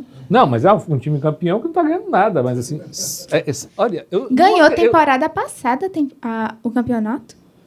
Mas eu falo Champions. Olha só, 640 milhões de euros. O Real Madrid, 431 milhões. Como é que o Barcelona gasta tanto assim e não tem jogador bom? Epa. A gente conversa em casa. É Lu. melhor. Um beijo! Um beijo, tchau. Segura o Bahia, que tá chegar chegando em aí casa, pra pegar. amor. Ela adora futebol, eu adoro futebol. E a gente tá até... A gente fica conversa com quem? Ainda bem que ela é Bahia, São Paulo, como eu gosto de São Paulo, sou doente pelo São Paulo, desde pequeno. É mesmo? Vou pro Morumbi tudo. Eu tenho casa, apartamento em São Paulo. Passaram uma fase ruim aí esses últimos anos aí em São Paulo, né? Não, mas Os últimos dois. Tem tanto crédito que a gente fica... Tem crédito mesmo. É o único tri de tudo, né? O São Paulo. E aí, vai para Madrid. Eu vou te falar uma coisa. Os melhores campeonatos é a Premier e a La Com Liga. certeza. É Em termos de inacreditável. qualidade de Mas futebol. o negócio do árbitro, que eu sempre falo do futebol brasileiro. O jogador fala, leva 4 minutos para cobrar uma falta. O cara lá da Premier sofreu a falta e foi Já questionar tá. o árbitro fez... Aqui. O cara chegou, afastou. Acabou a história, gente. Bola rolando. Profissionalismo é alto nível, né? Isso aí. Jogo Mas fora o é Bahia, jogo. você torce para... Não, eu sou Bahia. Esse negócio de que eu sou Bahia, São Paulo, Vasco, eu não gosto não. Eu sou Bahia. Agora eu admiro futebol. Não, eu sou Bahia. O paulista nunca deu moral ao baiano em lugar nenhum. Eu morei em São Paulo 7 anos. Aí foi que eu torci menos ainda pros caras, que os caras são nojentos demais. Eu vou te dizer porque eu torço pro São Paulo. Porque meu pai, leigo de futebol, não gosta de futebol, não gosta até hoje. Eu pedi para comprar um time de botão. Aí comprou do São Paulo, aqueles Comprou do que São tinham Paulo. bandeirinha assim no Não, meio. que tinha bandeirinha não, que tinha um jogador. Que tinha Valdir Pérez, aquele eu jogador. lembro. Eu joguei muito botão. Aí eu joguei botão e ganhei o campeonato. Aí eu comecei a acompanhar o São Paulo. Aí o São Paulo começou a ganhar tudo. Também, né? Palinha, Miller. Aí não, um pouquinho mais atrás ainda, careca. Aquela coisa. Então, assim. Mas dos times do Sudeste, o que eu menos antipatizo é o São Paulo. Eu sabia. Eu não aguento é Corinthians, Flamengo. Não, Flamengo, quando eu não. vejo esses caras aqui torcendo pro Flamengo, eu fico retado da vida. E pra Ponte Preta? Ponte Preta, você tá de brincadeira. Mas aí você é de Campinas. Mais ou menos. Ó, já tá com preenchendo Ele é alguns carioca, critérios, carioca. né? Campinas. Ele é carioca. Uma parte do Rio, uma parte de Campinas. Aí inevitável. No Rio, A macaca. Botafogo. Rio Botafogo. Botafogo. Que nunca ganha nada, mas está sempre bem. Exatamente. Entregou o brasileiro aí pro Palmeiras. E o que mais? Você tem mais outra coisa? A vitória. Barcelona, não? Vitória. Ah, é? Olha, a Ademir, aquela foto que você me deu, começou lá no aqui. A Ademir, eu soube da colhuda, cara, da mentira que você contou para a Ademir. Diz que eu forcei. Depois eu vou lhe apresentar quem é a Ademir, você, eu vou dizer. Qual a função da próstata no corpo masculino? A próstata é quem produz o sêmen, que é o que quando você tem um orgasmo, você enxerga lá o líquido que sai, ali tudo é produzido pela próstata. A função é que esse líquido mantenha o espermatozoide vivo até ele conseguir chegar no óvulo e fazer a fecundação. Então, na verdade, ele é o líquido fundamental para a sobrevivência do espermatozoide, senão não tem gravidez, né? Então, o objetivo da próstata é esse. Tem muita gente que acha que a próstata ela interfere na ereção. E não é. Na verdade, os nervos que interferem na ereção são grudados na próstata. Por isso, quando a gente faz cirurgia para remover a próstata, a gente tem que ter o cuidado para preservar esses nervos. E aí tem o risco da impotência, que é o que o homem tanto teme, né? Eu ia até te perguntar isso. Mas quais os sintomas do câncer de próstata? Essa é uma pergunta pegadinha, né? Por que pegadinha? Porque o câncer de próstata é um inimigo silencioso. É igual a hipertensão. Igual a hipertensão. Ele não causa sintomas. Se ele causar, é porque é incurável. Então, se o cara chegar no médico, eu vim porque eu tô perdendo peso, tô com anemia, aí quando vai ver por conta de um câncer, já era. Nossa. Não tem mais saída. Aí já tá com metástase para os ossos, já não tem mais jeito. Então, o câncer de próstata, ele começa a crescer silenciosamente, vai avançando, e aí por isso que você precisa dos exames de rastreio, que a gente chama na medicina de screening, que é você fazer o PSA e o toque. Um dos dois vai ser alterado antes do câncer se espalhar. O homem que segue essas orientações de 45, 50 anos, é quase impossível ele pegar o câncer numa fase incurável. Sim. É quase impossível. A gente não diz que é impossível, porque na medicina sempre existem aquelas situações dramáticas, de extrema exceção, que podem acontecer, né? Como eu já vi um câncer de próstata num homem de 37 anos. Olha, que Quando eu estava na USP, isso me marcou profundamente, mas é como eu disse, isso é um baita azar. Não é para acontecer isso, né? Uma coisa de 1 em bilhões de pessoas. Olha para isso. Que azar, viu? Eu sei da hipertensão porque uma vez eu fui ao cardiologista e ele falou, você é hipertenso, e isso foi exatamente no período que eu coloquei o duplo J. Eu passava no hospital, na Aliança, e todo mundo, olha, sua pressão está alta. Você é hipertenso? Eu falei, não. Até antes do cálculo, até antes de entrar no hospital, não, né? Quando eu saí, eu fui procurar um cardiologista. Eu procurei um cardiologista e tal. E ele falou, rapaz, você é hipertenso, agora você não pode dirigir, você não pode... pense em uma pessoa que não vai fazer nada, é você. O bobo aqui passou, estava com Soraya, passei numa loja logo na Perinha, ali já comprei um monte de biscoito de água, sem sal, comprei um monte de coisa, cheguei em casa, fiquei, mas não é possível, que azada, né? Ó, você vai sentir a cabeça, quando você sentir um zumbido, corra para o hospital. Aí eu fui em Dr. Juncal, falei, Dr. Juncal, estou numa tristeza danada, porque, olha para só, apareceu uma hipertensão, tal, ele falou assim, quem é seu cardiologista? Aí eu falei o nome dele, me indicaram, ele falou, se fosse minha mãe, eu mandava para Dr. Gilson. Uma autoridade até. Aí eu disse, onde é Dr. Gilson? Ele disse, aqui embaixo no segundo andar. Estive nele ontem. Aí falei, certo, marquei Dr. Gilson, cheguei lá, e aí comecei a falar Dr. Gilson. Vamos devagar. Você conhece? Metódico, sim. Aí a minha filha chama o Papa, né? O Papa da cardiologia. Aí, quando acabou tudo, ele virou e falou, sua pressão pode estar alterada por causa disso. O duplo J provoca isso, tal. Mas você tem um caso de família, um histórico, vamos cuidar. ARA 2, aquelas coisas todas. Tal. Hoje e agora vamos tratar a ignorância. Porra. Aí ele veio, a hipertensão. Doença muito comum, né? Hoje muito não controlada. Nada, rapaz. Não tem nada. Eu estou sentindo. É outra coisa. Procure que é outra coisa. Você tem que tratar justamente para prevenir as consequências do fato de ser silenciosa, né? Infarto, insuficiência renal, tudo isso pode advir de uma hipertensão não diagnosticada e não tratada. Mas quando você cuida, como você fez, dificilmente você vai ter problema. Inclusive, ele me ensinou a medir a pressão, né? Sozinho. Como é que faz? Uma vez na semana, você tranquilo e tal. Não, toma um susto e vai... Minha mãe é assim, né? Tô com a pressão alta, tomei um susto agora. Eu falei, não pode, minha mãe. Não, tem gente que a pressão sobe só de ir no médico, que é a hipertensão do jaleco branco, é famoso.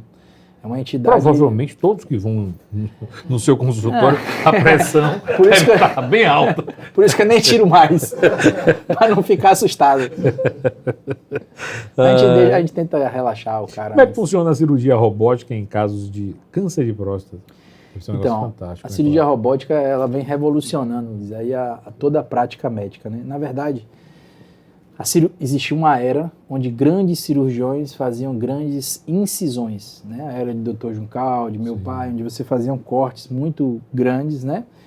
E você ia lá, arrancava tudo que estava doente e tal, através de um corte enorme. Aquilo todo mundo achava fascinante. Mas isso gerava trauma, né? Machucava o músculo, tinha risco de hérnias, de infecção, a recuperação era muito lenta. Então aí a medicina evoluiu para a era da videolaparoscopia, que era você fazer pequenos orifícios e aí você controla uma espécie de varetinhas dentro da cavidade. Só que isso você enxerga em 2D, com imagem analógica, e os movimentos são retos, não fazem curvas. Então as pinças só se movimentam assim. Então a cirurgia é muito difícil. Para tirar uma vesícula, um apêndice, vai bem. Mas para cirurgias de maior complexidade era muito difícil. E aí os americanos, que são muito focados em resultados, né, time is money, etc., junto com os alemães, desenvolveram o tal do robô cirurgião, que é um dispositivo que chegou a custar 5 milhões de dólares, hoje já está custando em torno de 1 milhão, onde você faz pequenos orifícios no abdômen, conecta esse robô no abdômen, o paciente fica a uma distância do cirurgião de 30, 40 centímetros, a gente senta numa central de comando, conecta a cabeça num console, conecta os dedos em uns anéis que permitem a gente se movimentar dentro do abdômen com pinças que fazem movimentos em todos os sentidos, curvas, com a imagem ampliada em 10 vezes, digital, 4K, e aí você consegue fazer cirurgias gigantescas através de orifícios minúsculos, em qualquer parte do corpo, no pulmão, no coração, na próstata, no útero, né? E com um detalhe, tem filtro de tremor. Então até eu que sou um cirurgião jovem, se você ficar olhando, você vê que a gente tem algum grau de tremor. Quando você dá ordem lá para o robô, ele tem uma tecnologia que ele elimina esse tremor. Sim. Então se você pegar um cara com Parkinson para operar, ele elimina o tremor. Se você der um espirro no meio da cirurgia, ele bloqueia os movimentos para proteger o paciente. Então é cheio de recurso tecnológico. Legal isso. A gente se comunica com a equipe que está em campo por um microfone, né? É bem bacana. E isso tem avançado velozmente, né? Hoje a gente já tem em Salvador em 4 hospitais com robô. Temos o Santa Isabel, que foi o primeiro da Bahia que acreditou na tecnologia e colocou. Temos no Aliança, no São Rafael e mais recente no Mater Dei, que comprou a versão mais atual disponível no comércio para investir na cidade, que é o mesmo robô que a gente tem, por exemplo, no Albert Einstein e tal, que todos são excelentes robôs e oferecem um padrão de cirurgia muito alto. Isso tem avançado, já temos robôs em cidades como Santo Ângelo, no Rio Grande do Sul, que tem 70 mil habitantes. Olha que legal. E por aí vai, interior Pode do ser Paraná. Essa é a pergunta mais atual do momento. Tem 30 dias que um indiano radicado nos Estados Unidos, que é o maior cirurgião robótico do mundo, que se chama Patel, que tem 17 mil cirurgias robóticas feitas, foi para a China, onde a legislação permitiu que ele fizesse a primeira telecirurgia do mundo. E foi feita ele junto com um brasileiro, inclusive, que eu tenho uma boa relação, chama Márcio. Ficou um junto do paciente e o outro a uma cidade a 1.200 quilômetros de distância. E aí ele realizou a mesma cirurgia que eu faço aqui em Salvador, robótica, só que a uma distância de 1.200 quilômetros. Quais são as nuances disso aí? Isso é a telecirurgia, né? Primeiro tem que ser uma baita internet. Sim. Padrão Elon Musk aí pra cima. Não pode ter falha de sinal, porque o cara tá lá operando e aí se não chegar o sinal, o que acontece? Lendo. Não dá. No meio de um sangramento, de alguma coisa, é muito tênue. Segundo, você tem que ter um nível de treinamento de quem está em loco com o paciente altíssimo. Para se tiver um bloqueio na internet, o cara assumir ali e terminar a cirurgia. Então os americanos estão sendo bem criteriosos, mas é uma tecnologia que, além da questão comercial muito forte, tem fins humanitários. Então imagina você botar 3 robôs desse na África, né, e conseguir financiamento para cirurgiões do mundo inteiro operar o pessoal lá no mesmo nível que se opera em todo lugar. Fantástico isso. Né? Então a gente está caminhando para isso aí. acredito que pelas questões éticas, logísticas, de sinal, etc., ainda demora um pouco para isso chegar para a prática, para ser vendido, comercializado. Mas a cirurgia robótica em si, ela já proporcionou muitas mudanças, né? Então, um homem hoje opera um câncer de próstata numa quarta-feira, e na outra quarta-feira ele está dirigindo, fazendo hidroginástica, fazendo pilates. Com 15 dias ele já pode correr na esteira, com 30 dias ele já leva uma vida normal. Então, proporcionou uma recuperação muito rápida e menos complicações. E lesiona mesmo. A grande vedete é essa, né? Em relação à recuperação de ereção, potência, né, questão urinária, ela tem muitos benefícios, mas obviamente vai depender do grau de experiência do cirurgião que o faz, né? Então, você perguntar para mim, você tem um cirurgião de cirurgia aberta que fez 5.000 cirurgias abertas e fez 10 robóticas. É óbvio que eu quero que ele me faça cirurgia aberta, que é o que ele mais sabe fazer. Então, o grande desafio hoje é você usar a tecnologia do robô para treinar o maior número de pessoas possível, para você juntar experiência com a tecnologia e aí você buscar os melhores resultados. Isso é bem legal. Olha, eu vou dizer uma coisa. Eu fui uma vez, um amigo falou assim, você está rareando um pouco o cabelo aqui. Eu fui em São Paulo, ele falou, tem um robô. Já tem, ainda funciona bem. Robô. Aí eu fui no Natal Clínica lá, que tinha um robô, né? Você fez? Olha só, o negócio é assim. Você achou você cabeludo, velho? Aí eu cheguei lá, o cara, e o meu cabelo tava maior, tava grande, e o cara falou, disse, rapaz, você quer fazer aqui um pouco a entrada? Eu disse, não me incomoda. Ele disse, você quer fazer aqui só aqui atrás? Eu falei, um pouquinho e tal. Aí ele falou, vou ter que raspar a cabeça toda. Eu disse, pô, bicho, não dá para raspar, porque daqui a pouco tem um show, um negócio, tem que apresentar. Eu vou pensar direitinho, mas faça o orçamento aí. Ele aí disse, não, o robô é aquele dali e tal, não dói, não faz, não sei o quê. Aí o cara fez a conta. Engraçado que no orçamento dele tinha ele, não sei quem, e o robô. É o custo adicional. Eu disse, o robô tá aqui. Até hoje é assim. Mas não é que o robô fica com o dinheiro, não. Fica com ele também. Mas tem o custo do robô.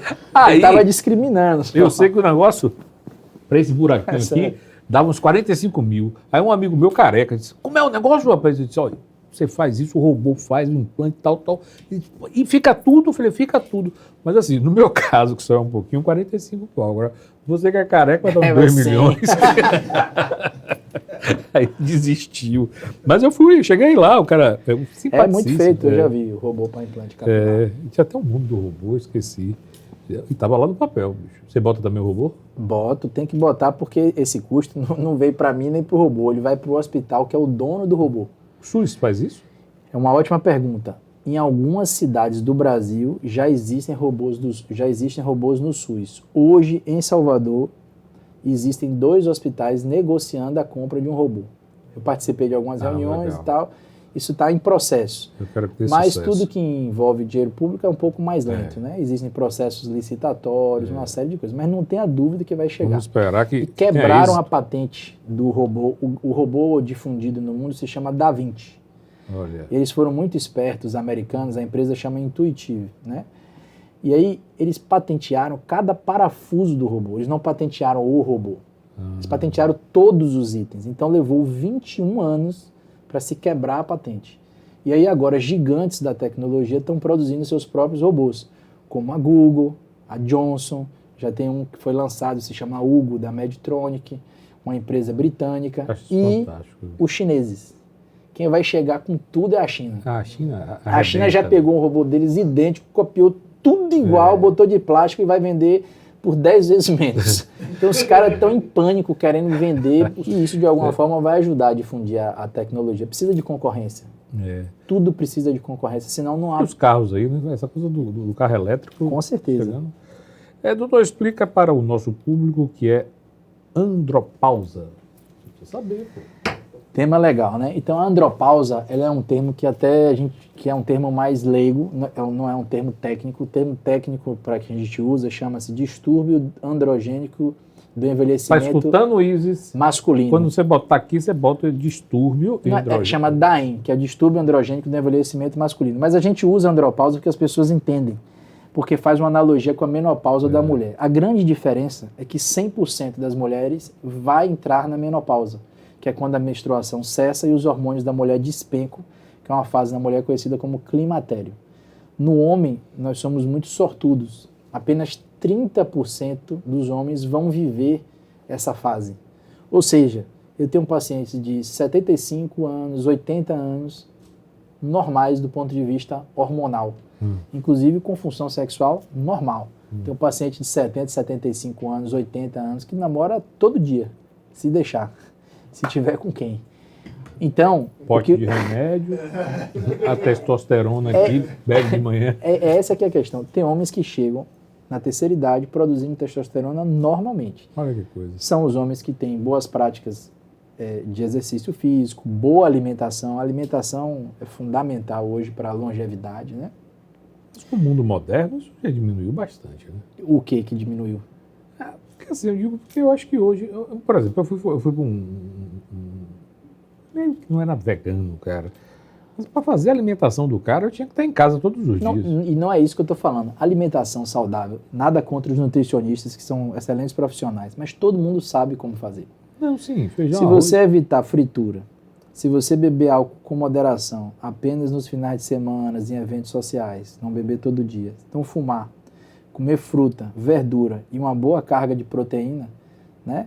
Carne, peixe, frango, tá mais do que suficiente. Tirando o cigarro, André, eu e você estamos ganhados, viu? Então, quem tem boas práticas, bons hábitos, tem uma tendência a chegar na velhice e não ter o distúrbio androgênico do envelhecimento masculino. Mas 30% a 40% dos homens pode evoluir, a testosterona pode cair, e aí a gente faz a reposição hormonal. É isso que eu ia lhe perguntar, a idade, né? Não tem uma idade certa. Eu tenho homens que começam a repor hormônio com 45, 50 anos, e tem outros que vão começar com 70, 75. A grande mensagem que a gente tem que deixar sobre reposição hormonal para um homem é: quem determina a necessidade do uso de hormônio não é o nível da testosterona do exame apenas, e sim o que você sente. Se você tem uma testosterona de 300, mas tem boa disposição sexual, tem boa disposição para trabalhar, está com a memória boa, está se sentindo disposto para exercício físico, não há necessidade Abaixo de reposição de testosterona. Se você tem uma testosterona abaixo de 300, é difícil você não sentir nada. Mas ainda assim, se você for completamente normal, eu seguro a reposição. Por quê? É a pergunta. Porque a partir do momento que você começa a usar testosterona, já era. Você vai usar para sempre. Vicia. Não é que vicia, é que você se acostuma a trabalhar com níveis mais altos de testosterona, e aí se algum dia for abaixo disso, você não vai aceitar. É muito simples. Um cara que tem uma testosterona, digamos, de 700, ele vai lá na academia, puxa os ferros, etc. E se você dá uma testosterona para ele, uma Durateston, que é vendida aí R$30 na farmácia, aí ele bate a testosterona de 2.000, ele vai lá, dobra os pesos, se sente um monstro, fica forte, todo cheio de coisa. Quando a testosterona baixa, ele acha que está horrível. Fala, não, eu não quero, eu quero usar de novo. Então, não é nem um vício químico, é que você tem uma percepção, você muda o seu parâmetro. Você passa a conviver A Jota anotou o nome aí? com uma sensação muito melhor, entendeu? Então, realmente acaba tornando um vício psicológico, né? O cara tem um desempenho tão acima da média. Por que tantos atletas foram pegos no antidoping? Que o cara explode, entendeu? O cara fica com uma força muscular. Eu vou comprar. Sobre-humana. Vou comprar um frasco de 2 litros. Não dá para tomar, não, é injetar. É injetar, é para injetar. Meninos, perguntas? Ô, Nilo, Diga o aí, homem Sandrinho. saudável, ele precisa fazer o exame de toque Eu sabia que Sandrinho e o PSA de quantos já vinha de anos? marcha ré. De quantos em quantos Se ele anos? não tem nada de alterado anual, uma vez por ano. Então você está fazendo A de partir- 30 em 30 dias, por quê, meu filho? A partir dos 45, para negros e com a história na família de primeiro grau. A partir dos 50, para o resto, uma vez ao ano. Agora, o PSA vai e altera um pouquinho. Ou então ele faz um toque e percebe uma alteração, faz uma ressonância. Aí você pode encurtar para 6 em 6 meses. Mas 30 em 30 dias não precisa não. Tá falando de 30 em 30, pô. Aí tá exagerado. Você, Vitorinha. Alguém quer ver? Oi, abre a câmera. Você, dando Vitória, tá com medo de mim ali. É só dedada. Relaxa aí, rapaz, tá tudo certo. Olha lá a turma toda. Alô, alguém quer fazer pergunta? Ih, rapaz, a esposa tá Oi, minha esposa tá aqui. Mas não tem problema não, ela não vai ouvir não. Seguinte, a Angelina Jolie, ela fez um teste genético Ótima pergunta. que deu 87% dela ter câncer de mama. Eu cheguei a fazer esse teste genético também. O meu para próstata deu 9,23, apesar de aparecer lá um risco aumentado. A minha pergunta assim como ela retirou a mama, existem muitos homens que procuram a retirada da próstata, tendo em vista que tem esse preconceito, né, com o exame, para não ficar fazendo exame rotineiramente. Enfim, existem muitos homens que buscam a retirada da próstata.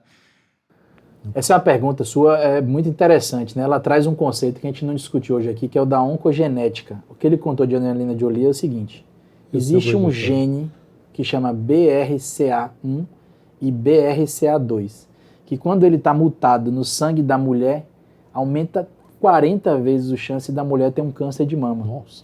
E aumenta muito a chance do homem ter um câncer de próstata. Aí o que a Angelina Jolie fez? Ela fez o que a gente chama de mastectomia profilática. Ela tirou o tecido mamário antes de ter câncer, de tão alto que era o risco. Qual é a diferença dessa cirurgia para uma mulher com câncer de mama? É que quando você faz preventivamente, você tira só o conteúdo. Então a areola, a parte externa fica perfeita, porque não mutila, e você bota um baita silicone lá e a mulher fica com os peitos arrumados, bonito, como ela com certeza deve ter ficado. Agora, na próstata, eu também não sei. Você entendeu o que eu quis dizer? No meu caso, eu não sei. Na próstata é diferente, porque digamos que ele tem a mesma mutação dela, e isso aumenta o risco dele ter câncer de próstata. Você tirar uma próstata de forma preventiva é muito mais arriscado, porque tem riscos de incontinência urinária, é 1%, mas tem. Tem risco de impotência sexual, mas é 10%, mas tem. Na mama não tem maiores riscos, a não ser que a mulher queira amamentar. Fora isso, não tem outros problemas. Né? Então, a gente não tira a próstata preventivamente, não chegamos a esse ponto de precisão na medicina genética para se indicar retirar a próstata antes de ter câncer. E, eventualmente, aparecem homens, e aí voltando para outro aspecto da pergunta dele, e esse tem um caso também, que tem o PSA muito alto, fazem biópsia, vem sem câncer, o PSA continua subindo, faz biópsia, vem sem câncer, aí o cara entra em desespero e quer tirar a próstata, porque não quer mais viver essa ansiedade. Aí meu pai, há muitos anos atrás, teve um paciente médico, só para você ter ideia, o PSA normal é até 2,5, né? E o cara fez várias biópsias, vários exames, vinha sem câncer, até que o PSA chegou a 50. Ele disse, doutor Nilo, ou você tira a minha próstata, ou eu vou me matar. Aí eu não aguento mais essa expectativa, etc. E aí meu pai submeteu isso ao Conselho Federal de Medicina, pediu autorização jurídica, ele foi tratado, graças a Deus preservou a parte sexual urinária e não tinha câncer. Olha. E aí tem uma mensagem, o PSA é um exame específico da próstata, mas não do câncer. Sim. Então para você dar o diagnóstico de câncer, você precisa de PSA, toque, biópsia, ressonância, um monte de coisa para até você fechar o diagnóstico. Agora, o peito da Angelina Jolie ficou bom? Bonitinho, você conhece aí? Pode responder? Ele vai tomar uma surra da mulher ali, você tá de brincadeira. Infelizmente eu não vi. Infelizmente você não vai viu. apanhar do mesmo jeito. Quem falou infelizmente tá muito corajoso. Infelizmente, vai ver infelizmente. Eu não viria nem se ela me mostrasse, é o que eu diria se minha mulher estivesse aqui. Não, se ela mostrasse, eu tirava o rosto na hora. Lu! Oi. Tem? Eu tenho. É porque assim, acho que foi no último exame que eu fiz, teve um problema na bexiga. E aí a minha médica falou, procura um urologista. E eu tinha uma dúvida se o urologista era médico só de homem ou se era de mulher também. Ah, que legal. Perfeito, Lu. O urologista é médico de homem e mulher, de recém-nascido e idoso. Eu digo que é uma especialidade muito dinâmica, por isso, não tem rotina, né? Na verdade, a gente cuida do trato genital masculino e urinário masculino e feminino. Então, se você tiver uma pedra no rim e você tem uma chance altíssima, porque é genética, por causa de seu pai, você tem que ir para um urologista, né? Se você tiver uma infecção urinária, é o urologista quem cuida. O ginecologista também dá um pitaco, a infectologista também, mas é o urologista que domina o trato urinário. Então, questões da bexiga, do ureté, que é o tubinho que leva o xixi do rim para a bexiga, e do rim, somos nós que cuidamos. Então, mulheres também têm câncer no rim, pedra no rim, Sim. e somos nós que tratamos. Eu diria aqui que 25% dos meus pacientes são mulheres. Inclusive, endometriose, que é uma doença muito comum na mulher, Sim, né? a doutora Pode falou. pegar a bexiga, pode pegar o ureter, pode pegar o rim, e quando isso acontece, que nós coisa. somos chamados para poder ajudar. Isis tem uma pergunta, né, Isis? Coitada de Ei, Isis. Isis. Eu já fiz todas as perguntas que eu ia fazer no roteiro. Ah, Pronto, é? tá vendo? A minha parte tá ótima. Obrigado, gente. Valeu. Rapaz, mais alguém quer fazer pergunta? A Jota? A Jota já é Jota, diabetes. coitada, sobrou para Você Jota. tem diabetes, né? Você tem que tomar cuidado. Tem que estar sempre fazendo os exames. Tem, com certeza. É. Hoje a gente já avançou muito na medicina com diabetes. Se for tudo controladinho, ele vai ter uma vida normal aí por muito tempo. Muito bem. Aí, tá vendo? Não precisa cortar. Doutor Nilo, prazer. Valeu, Luizão. Prazer aí Muito pelo bom. programa. O programa A Casa é Sua. Estou impressionado com toda a estrutura, a organização. Você está realmente de parabéns. Ah, obrigado. Você também está de parabéns com tudo Muito que você bom. ensinou a gente aqui. Eu agradeço e volte sempre, viu? Valeu, muito obrigado. Uma honra. Espero que sirvam aí para as pessoas se cuidarem, quebrarem tabus, Exatamente.